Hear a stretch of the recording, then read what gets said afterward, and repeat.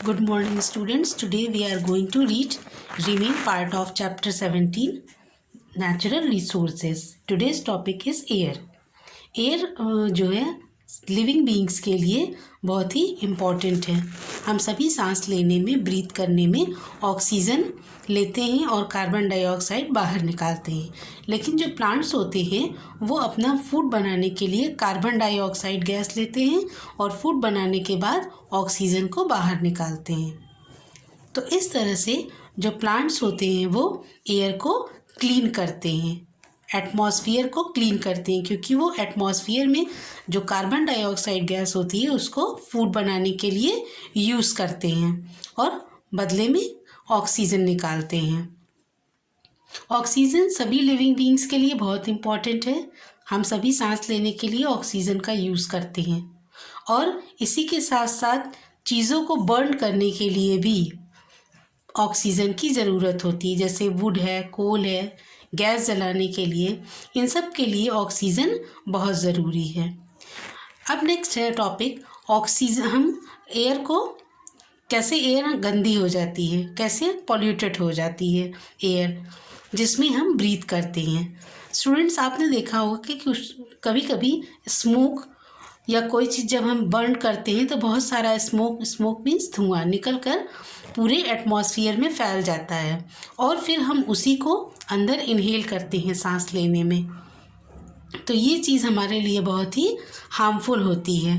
इसी के साथ साथ इस स्मोक में बहुत सारे अनबर्न्ड टाइनी पीसेस होते हैं जिनको सूट कहा जाता है, जो कि जलते नहीं और वायरस और बैक्टीरिया के रूप में उसी स्मोक में मिलकर एटमॉस्फेयर में मिल जाते हैं और फिर हम जब सांस लेते हैं उसी एटमॉस्फेयर में तो वो हमारे अंदर चले जाते हैं। तो इस तरह से फैक्ट्रियों से और बड़ी बड़ी कंपनियों से जो स्मोक निकलता है वो भी एटमॉस्फेयर में मिल जाता है, जिससे कि उसमें बहुत सारे वायरस और बैक्टीरिया हो जाते हैं और फिर हम जब सांस लेते हैं तो वो हमारे सांस के द्वारा हमारे लंग्स तक चला जाता है और हमें इन्फेक्टेड कर देता है।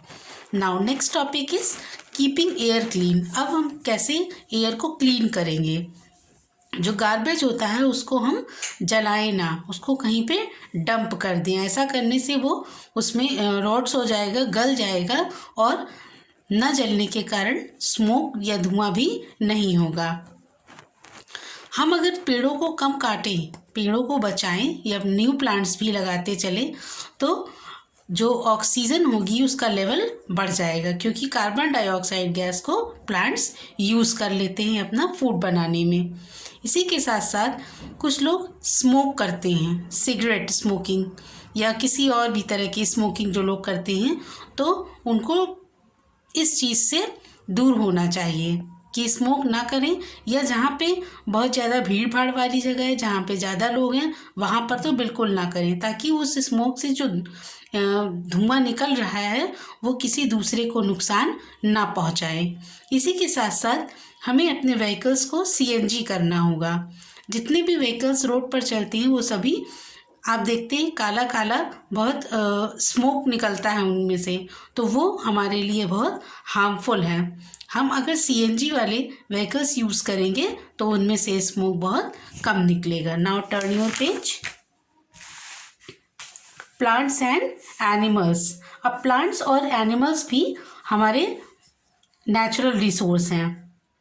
प्लांट से हमें वुड, कॉटन, मेडिसिन्स ये सब मिलते हैं और इसी के साथ साथ हमें फूड भी मिलता है और प्लांट्स हमारे एयर को क्लीन भी रखते हैं, इसलिए हमें प्लांट्स की टेक केयर करना बहुत ज़रूरी है। एनिमल्स को हमें फालतू में बिना काम के नहीं मारना चाहिए। कभी कभी लोग उनको मारकर उनके जो टीथ होते हैं, स्किन होती है, ये सब निकाल कर उनसे सामान बनाते हैं। तो इस तरह करने से एनिमल्स को भी नुकसान होता है। एनिमल्स से भी हमें मिल्क, एग, मीट, हनी, वूल ये सब मिलता है, लेकिन उनको अपने फ़ायदे के लिए बिना कारण मारना this is very wrong thing.